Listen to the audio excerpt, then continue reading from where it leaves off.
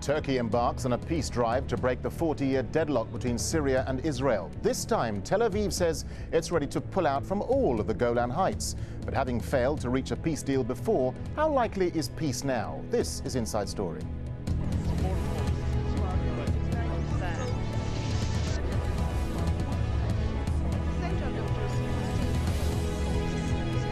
Hello, I'm Darren Jordan. Well, after decades of confrontation between Syria and Israel, could a peace deal now be in the offering?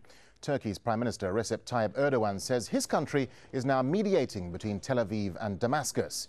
During a lightning visit to the Syrian capital, Erdogan spent 5 hours meeting with President Bashar al-Assad. Turkey has good relations with both Syria and Israel, and Erdogan said both nations had sought Turkey's help to pursue peace. Well, it comes at a time of growing optimism that a peace deal between Damascus and Tel Aviv may be possible. Last week, Syria said Israel had indicated it would be prepared to withdraw from the Golan Heights in return for peace. Well, before flying to Damascus, Turkey's Prime Minister described why there was a good chance of peace this time round.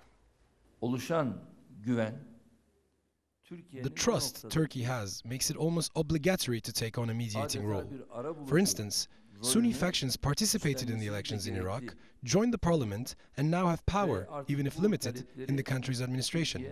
They had initially refused to participate in these elections. I believe the peace diplomacy we carry out will have a positive contribution, whether in Iraq, between Syria and Israel, or between Israel and Palestine. Well, at the center of the Israeli-Syrian stalemate is the Golan Heights. It's important because it provides Israel with high ground to monitor Syrian troop movement. In the 1973 war, Syria attempted but failed to retake the territory. A year later, both countries signed an armistice, and since then, a UN observer force has been in place on the ceasefire line. Syria took part in the 1991 Madrid Conference on Peace in the Middle East, but the talks that followed broke down in 2000 when Damascus rejected the Israeli offer to return most of the Golan Heights.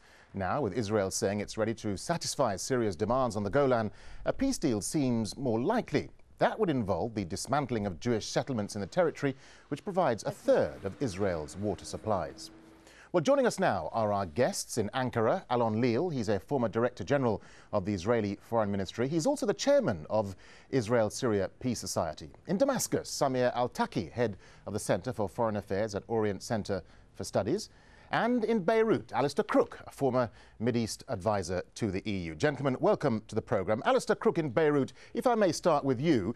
Syria and Israel have been close to achieving peace at least twice in the last 18 years. I mean, how hopeful are you that this Turkish initiative now will achieve anything this time round? Well, I think you have to look at this very carefully. First of all, what is it that Israel will be demanding?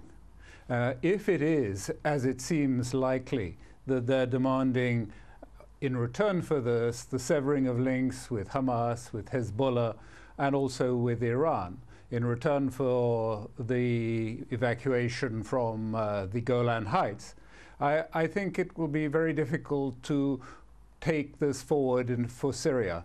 I think Syria has a very different perspective on this, and the perspective is one that peace with Israel is certainly possible, but only on the basis of a comprehensive peace in the region. So these are very different viewpoints. And I think also it comes at a time when strategically there has been a sense of friction between both Israel and Syria. There will be questions in the mind of Syria about what happened, first of all, with the bombing of the building on the Euphrates, and now the release of more information about that, as well as the recent incidents in Damascus when a member of Hezbollah was assassinated a little while ago. All these things will put question marks in their mind. If these can be resolved, maybe it will be possible to go ahead with the talks successfully. OK, well, we'll talk about some of the other issues a little bit later in the programme. But let's put the issue of what does Israel want to Alon Lilla in Ankara. Alon Lilla, what is the Israeli message to Syria? What does Israel want? And how much is it in Israel's interest to get that peace with Syria? It's very much in Israel's interest. Israel wants in return peace. But peace doesn't mean only a bilateral diplomatic link. Peace means a friendly Syria to Israel. And this will mean that at least when it comes to the military ties, between Syria and the Hezbollah, and the military contacts between Syria and the Hamas, and the strategic aspect of the Syrian-Iranian tie, these things will have to be discussed in order to ensure to the Israeli public that Syria is really becoming a friendly player and not a hostile player, because otherwise we cannot convince the Israeli public to withdraw from the Golan Heights. So I think that it is possible, because the two countries have a strategic goal, Israel to enhance the peace process and Syria to play a different role, we think, in the Middle East. Otherwise, we don't believe Syria would signal that it is ready to move ahead. Well, let's put that point to Samir al-Taki in Damascus. I mean, can Syria play a different role in the Middle East? And what does it want to get out of any future talks with Israel? Practically, Syria had shown for a long time that its aim in the region is to head toward a comprehensive peace. This is correct. But meanwhile, Syria has its occupied Golan Heights. And now if you go from this office about 8 to 10 kilometers, you will begin to see the first Israeli positions at the Mount Hermon. Nobody can rule Damascus without putting the claim for liberating the Golan at his highest priority. So at the end of the game, the main catastrophe to this region was during this agreement between Mr. Bush and Mr. Sharon at the beginning of the year 2000 to try to close the fields of confrontation between the Arab and the Israelis without a peace process. At the end of the game, non-state players, all players from the Arab side, what do they want? The last thing they want is that to bring the Israelis to the table, who had said for a long time that there is no Arab interlocutor, and we've seen what they had done with Yasser Arafat.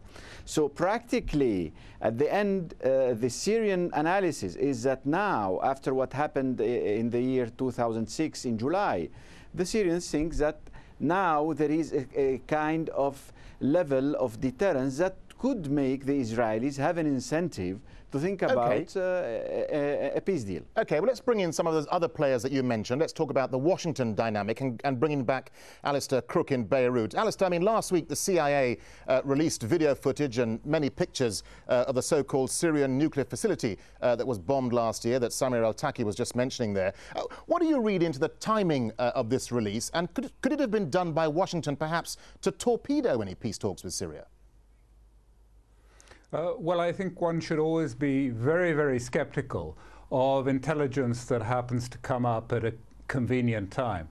Convenient time in terms of those whose interest is to torpedo the North Korean talks, and also perhaps for some in Washington who want to say, well, you see, look, Israel has dealt with a nuclear facility in Syria. This is how it should be done in Iran.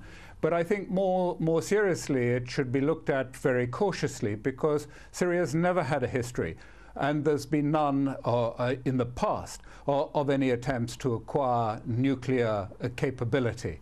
And the building on the Euphrates, although it does resemble an old, very early reactor of the Magnox type that was first built in the United Kingdom in Windscale, there are no signs of other aspects that you would expect to see associated. So I think the best thing is that we will have to wait for a month and see whether this information actually unravels over the time. It's certainly very suspect, but it's difficult to tell whether this is directed more at the new North Korean talks, or whether this is also a signal aimed at Iran and marshalling support in Congress for some sort of action against Iran. OK, let's bring in Alon Liel there in Ankara again. Alon Liel, in terms of talking to Damascus, I mean, how much of a green light does Tel Aviv need from Washington? I mean, is this an Israeli decision to take? First of all, it's not Tel Aviv, it's Jerusalem that takes the decisions. I think we have to separate between the bilateral table and the regional table. I think that on the bilateral table, we can really finalize an agreement in a relatively short period of time, the withdrawal from the Golan Heights in a certain timetable, the establishment of diplomatic relations and all the military arrangements around the Golan. I think this is, as the Syrians say, 85% done, no big problem to reach the 100%. The problem is the regional table.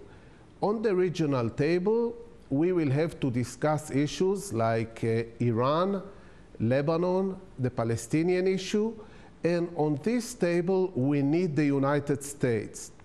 It's not the position of Israel only, it's also the position of Syria as far as I know it. And we believe that the next 5 months are a lost case. We cannot convince Bush and Cheney to join a table, a regional table, to discuss the Middle East in which Syria will sit. So I think we will have to wait until we'll have a next president in the United States, until the United States can come in, and then we can finalize the whole package. It's an important point you make, and I want to put that to Samir al-Taki in Damascus, because President Assad of Syria has expressed serious misgivings about holding these talks under the current Bush administration. I mean, does he think he'll get a better deal under Hillary Clinton or Barack Obama or John McCain? I think that practically any president that would come to the White House in Washington after these elections, I think they will have to tackle quite a big package of problems. And there is a real hope now that whoever would come to the White House will have to deal with the intermingled, very much overlapping crisis in the region, and that he should have to make steps on every of those fronts if he wants really to dismantle them and to be able to tackle them each one at a time.